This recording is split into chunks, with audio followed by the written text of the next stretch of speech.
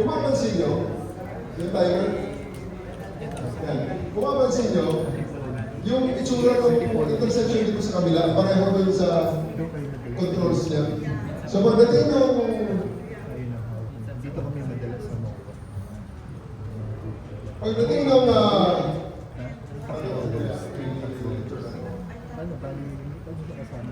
so pagdating ng nag-change na yung color, nag-change na ang color ng ilaw. Ipakita nyo na po yung intersection, zoom out. So, magkasalubong. Ayan.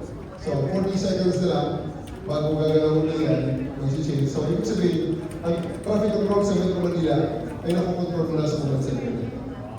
So, nung 2 weeks ago, meron isang tumawag sa amin dito, Sir, parang inatake na sa puso ng aking pasahero. Nandito kami sa Skyway, pababa kami ng Quezon Avenue, kami ay pupunta na sa Ito. Tinulungan namin yung mga dadaanan nilang mga ilaw, pinag-heal namin. Kaya natin gawin dito. Kaya natin dito. Ayan o, mag-change na kayo.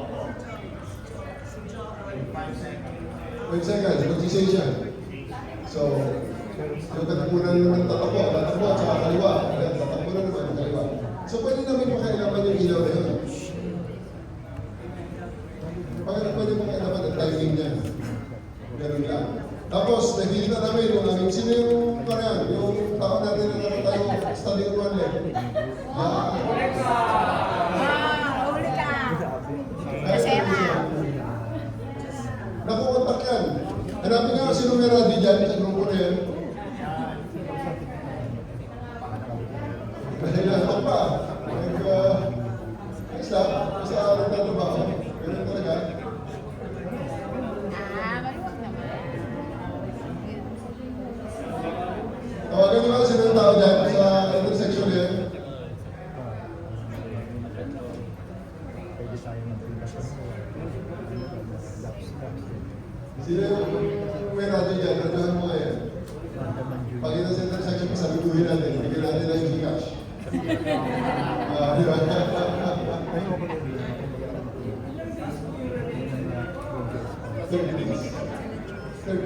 Pag walang question, yung hindi lang. Pero kung nagawa, binedesal na rin namin sa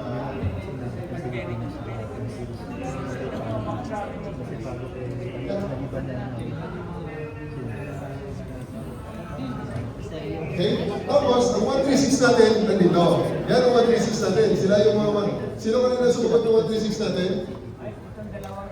Dalawa kanina sumagot doon. I-affiliate na.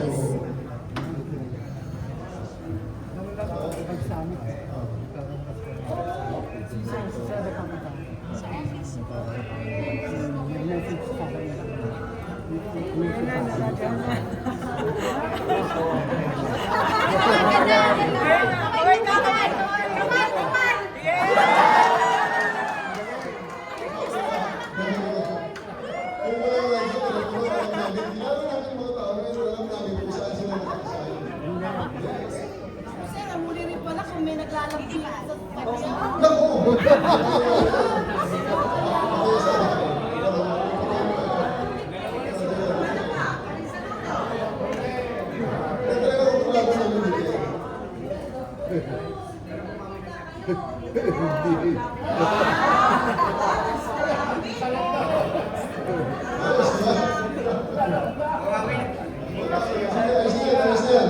Kunin niyo ang Gcash number, padala natin ng kanilang kumpanya nito.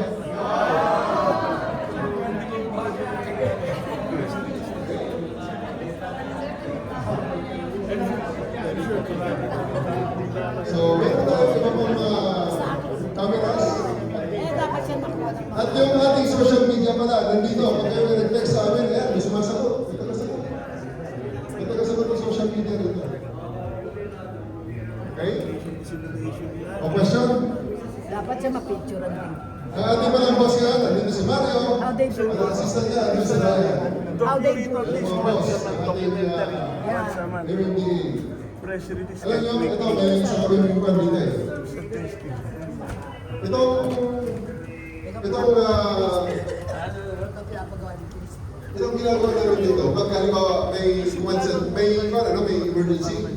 ito yung mga namin. Ito yung pag halimbawa, gusto mong, may mga table namin dito, may mga heights. Ang commander namin nandito.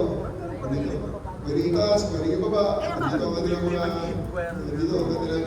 monitors. So, mga duty officer nandito. So, ito at saka yan. Itong mga tables nito ay gumagalaw at gumagalaw. At meron kami dito yung mga taga-validate ng mga NCAP na huli kasi we are having 6,000 to 8,000 captures every day sa NCAP. So pag ikaw ay naka-seatbelt, ikaw ay nasa cellphone, naka-coding ka or nag-busting ka, nahuhuli ka dyan. At binabalidate yan ng ating mga tao. May isang floor kami doon na nagbabalidate, pero may initial validator dito, mga death build natin ng mga employees. May mga death build yung employees dyan na nagbabalidate ito, mga NCAP ng mga huli bago naging notice of violation.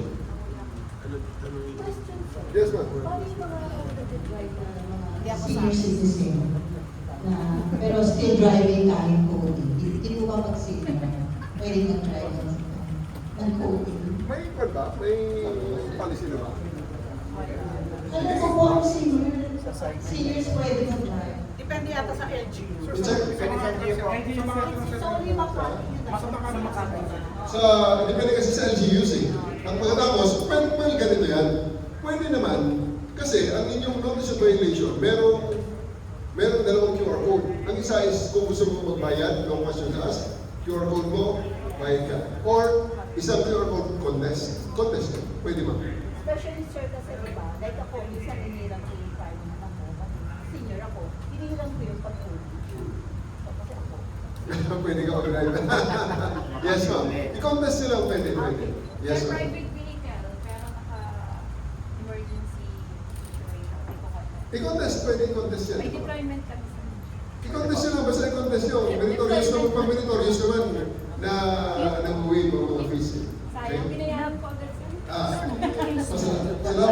Salamat ng gobyerno.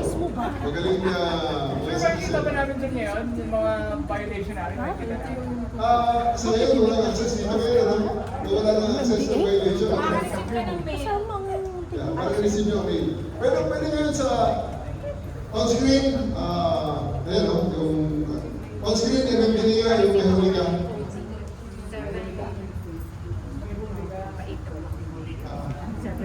Yan yung original, tingnan nyo, yan ang original na webpage ng MMDA. Yan. So, pwede nyo i-verify dyan kung meron kayong plate number at yung MB file number na makikita sa inyong mga CR, yung inyong certificate of registration. So, pwede nyo gawin. Kung meron kayong dalang certificate of registration yan, makikita nyo ang inyong violation. Ngayon, may gumawa niyan. Kamukha niyan. Mga loko ng phishing site. Ang hinihingi, i-MB file number, cellphone number. Para madali para sa lahat. Ayun. Madali.